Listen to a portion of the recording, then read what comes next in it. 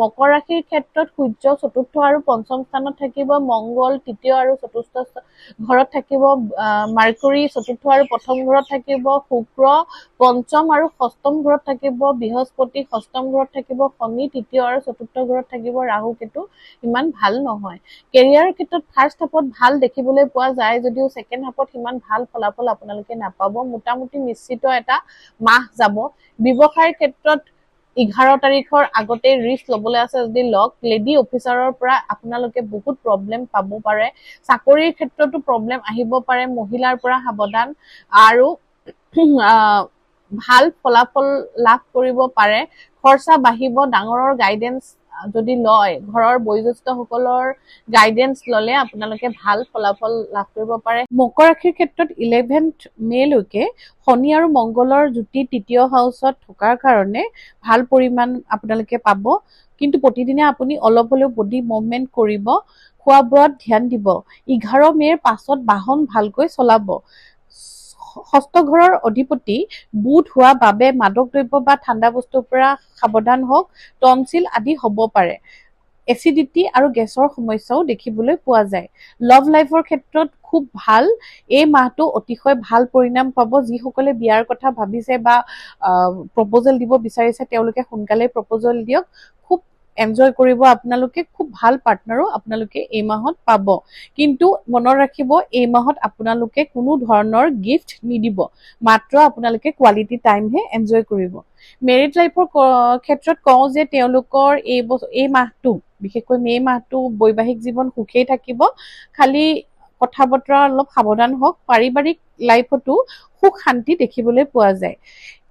মকৰ ৰাশিৰ ৰিমেডি হৈছে প্ৰতি বৃহস্পতিবাৰে বগা সূতাত হালধি সানি পিপল গছত বান্ধিব আৰু পূৰ্ণিমাত ক্ষীৰ বনাই মানে পায়স বনাই পূজাৰ ঘৰত পূজা দি পিছদিনাখন ঘৰৰ সকলোৱে মিলি পেলাই খাব।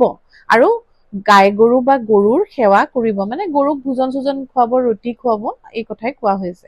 মকৰ ৰাশিৰ ক্ষেত্ৰত 11 মেলৈকে শনি আৰু মংগলৰ যুতি তৃতীয় হাউচত থকাৰ কাৰণে ভাল পৰিমাণ আপোনালোকে পাব। কিন্তু প্ৰতিদিনে আপুনি অলপ হলেও বডি মুভমেন্ট কৰিব, খোৱা বোৱাত ধ্যান দিব। 11 মেৰ পাছত বাহন ভালকৈ চলাব। ষষ্ঠ ঘৰৰ অধিপতি বুধ হোৱা বাবে মাদক দ্ৰব্য বা ঠাণ্ডা বস্তুৰ পৰা সাৱধান হওক। টনচিল আদি হ'ব পাৰে। এচিডিটি আৰু গেছৰ সমস্যাও দেখিবলৈ পোৱা যায়। লাভ লাইফৰ ক্ষেত্ৰত খুব ভাল।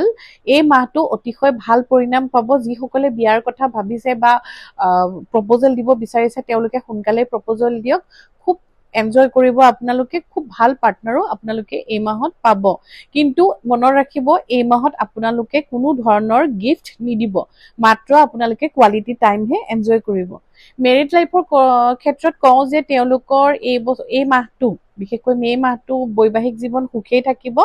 খালি কথা বতৰা অলপ সাৱধান হওক। পাৰিবাৰিক লাইফতো সুখ শান্তি দেখিবলৈ পোৱা যায়। মকৰ ৰাশিৰ ৰিমেডি হৈছে প্ৰতি বৃহস্পতিবাৰে বগা সূতাত হালধি সানি পিপল গছত বান্ধিব আৰু পূৰ্ণিমাত ক্ষীৰ বনাই মানে পায়স বনাই পূজাৰ ঘৰত পূজা দি পিছদিনাখন ঘৰৰ সকলোৱে মিলি পেলাই খাব। আৰু গাই গৰু বা গৰুৰ সেৱা কৰিব, মানে গৰুক ভোজন চোজন খুৱাব, ৰুটি খুৱাব, এই কথাই কোৱা হৈছে। এইখিনিতে আপোনালোকক কওঁ যে মই এষ্ট্ৰবুটাৱতী এগৰাকী ৱেল্থ এষ্ট্ৰলজাৰ। মই ৱেল্থৰ ক্ষেত্ৰত PhD কৰিছোঁ। গতিকে যিসকলৰ টকা পইচাৰ ক্ষেত্ৰত বাধা বিঘিনিৰ সৃষ্টি হৈছে, যিসকলে ছেভিংছ কৰিব পৰা নাই বা যিসকলে মানে পইচা ঘটিছে যদিও পইচা কোনফালে ওলাই গৈছে ঠিক ধৰিব পৰা নাই, তেওঁলোকে মোৰ সহায়ত ৱেল্থ এনালাইচিছ কৰিব পাৰে। লগতে মোৰ এটা নতুন আইটেম মাৰ্কেটত আহিছে, মানি মেগনেট বুলি কয়। এই মানি মেগনেটটো আপোনাৰ শুৱনিৰ পৰা বাছনি কৰি ওলোৱা হয়। কিছুমান লাকি চিম্বলছ আৰু লাকি আইটেমছ দি পেলাই আপোনাৰ ৱেল্থৰ পাৰ্টটো ষ্ট্ৰং কৰা হয়। এই মানি মেগনেট আপোনালোকে ব্যৱহাৰ কৰিলে আপোনালোকে যিমান টকাই নঘটক কিয় তাৰ অধিকাংশ আপোনালোকে ছেভ কৰিবলৈ সক্ষম হ'ব। লগতে ৰখি থকা ধন টকা পইচাও আপোনাৰ জীৱনত উভতি আহিব। চ' আপোনালোক সকলোৱে মোৰ যোনে চেনেলটো চাইছে বা মোৰ ছাবস্ক্ৰাইবাৰসকল বা মোৰ ভিউৱাৰ্ছসকল যোনে যোনে ইণ্টাৰেষ্টেড হয় আজিয়ে এই নাম্বাৰত ফোন কৰি আপোনালোকে আপোনালোকৰ নিজৰ মানি মেগনেটটো বুক কৰক। Thank U.